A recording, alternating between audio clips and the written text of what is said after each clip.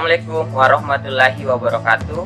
Perkenalkan, nama saya Muhammad Akbar S. dari Program Studi Pendidikan Biologi, Jurusan Biologi, Fakultas Matematika dan Ilmu Pengetahuan Alam, Universitas Negeri Makassar. Hari ini, saya akan membawakan sebuah makalah konseptual dengan judul Pengembangan Instrumen Penilaian Autentik untuk mengukur keterampilan berpikir tingkat tinggi pada kelas 11 SMA. Pendahuluan, kegiatan pembelajaran abad ke-21.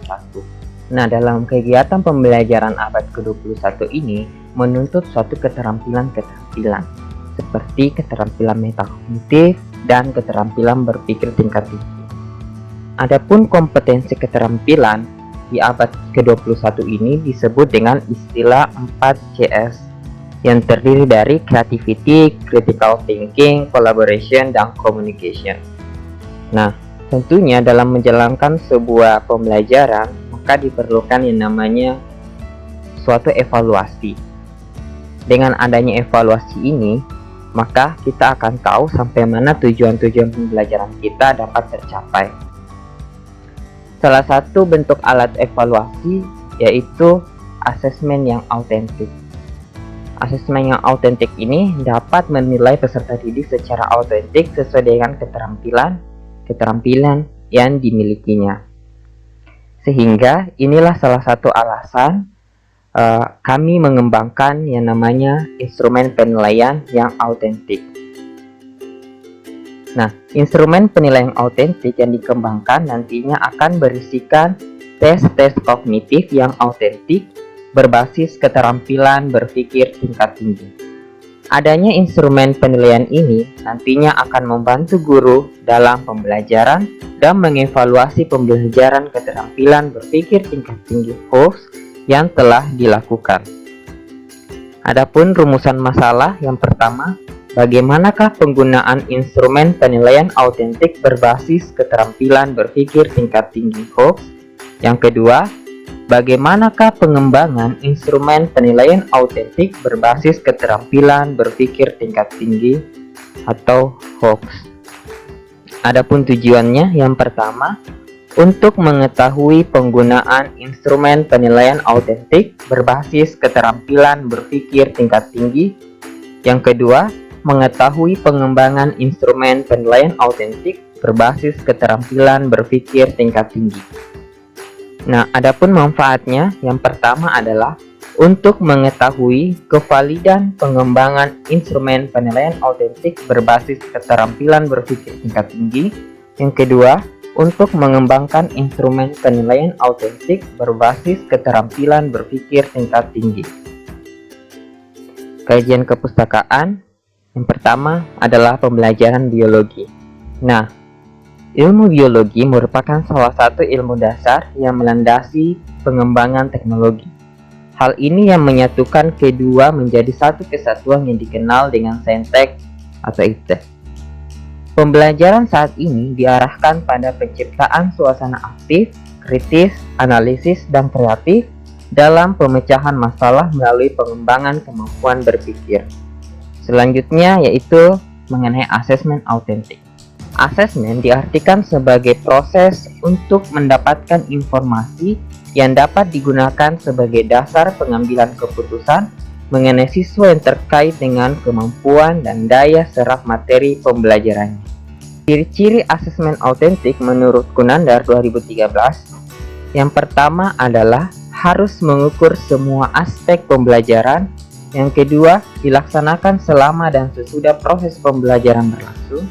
Yang ketiga, tes hanya salah satu alat pengumpulan data penilaian.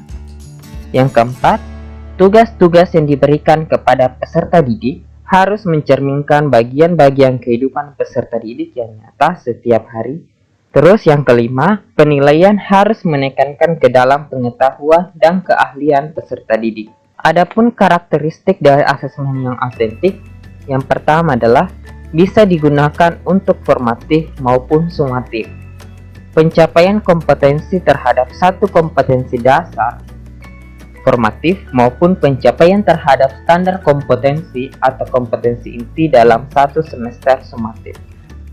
Yang kedua, mengukur keterampilan dan performansi, bukan mengingat fakta, menekankan pencapaian kompetensi keterampilan, skill, dan kinerja performance, bukan kompetensi yang sifatnya hafalan dan ingatan. Yang ketiga, berkesinambungan dan terintegrasi, merupakan satu kesatuan secara utuh sebagai alat untuk mengumpulkan informasi terhadap pencapaian kompetensi siswa. Yang keempat, dapat digunakan sebagai feedback, dapat digunakan sebagai umpan balik terhadap pencapaian kompetensi siswa secara komprehensif. Secara garis besar, bentuk alat asesmen itu dibedakan menjadi dua. Yang pertama adalah tes. Tes merupakan salah satu alat untuk melakukan pengukuran, yaitu alat untuk mengumpulkan informasi karakteristik suatu objek. Dalam pembelajaran objek ini bisa berupa kecakapan peserta didik, minat, motivasi, dan sebagainya. Terus yang kedua adalah non-tes. Teknik non-tes biasa digunakan untuk mengevaluasi ranah afektif dan psikomotor dengan metode pengumpulan data seperti menggunakan metode angket, metode wawancara, metode observasi atau pengamatan, skala sikap, skala penilaian, dan daftar cek. HOX atau High Order Thinking Skill terdiri dari 3 aspek yang utama. Yang pertama adalah transfer of knowledge, yang kedua adalah critical and creative thinking, dan yang ketiga adalah problem solving. Transfer of knowledge ini erat kaitannya dengan ranah kognitif, afektif, dan psikomotor. Sedangkan untuk critical and creative thinking, ini merupakan suatu proses di mana segala pengetahuan dan keterampilan dikerahkan dalam memecahkan permasalahan yang muncul, mengambil keputusan, menganalisis semua asumsi yang muncul, dan melakukan investigasi atau penelitian berdasarkan data dan informasi yang telah didapatkan sehingga menghasilkan informasi atau simpulan yang diinginkan.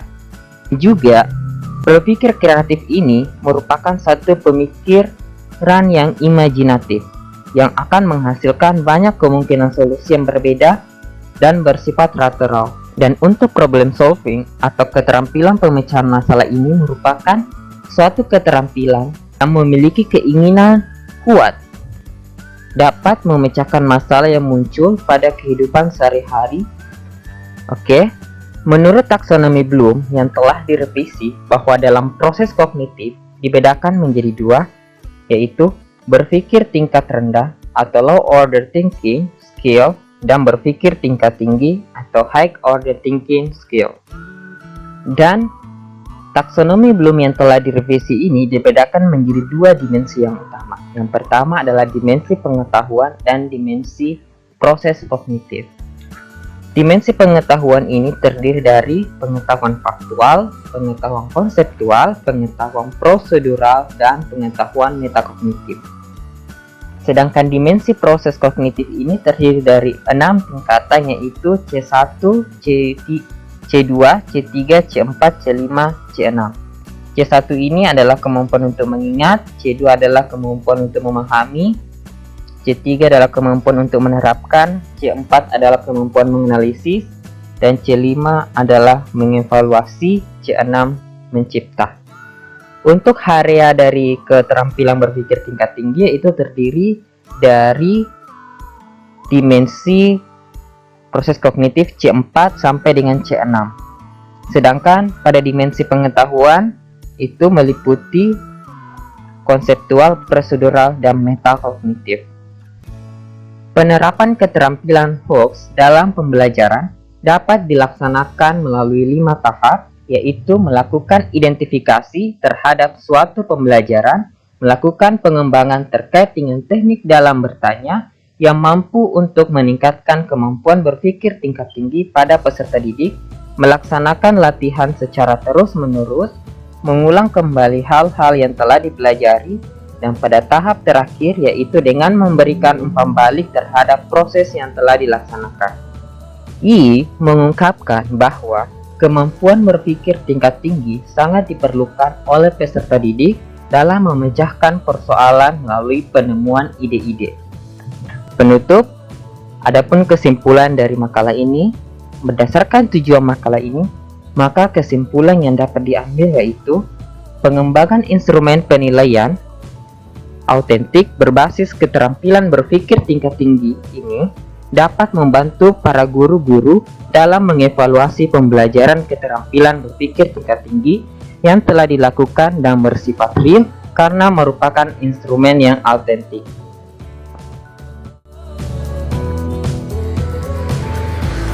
Demikianlah presentase makalah konseptual saya. Kurang lebihnya mohon dimaafkan. Tak lupa pula saya ucapkan banyak terima kasih kepada Ibunda Dr. Andi Farida Arsal, SSI MSI. Terima kasih.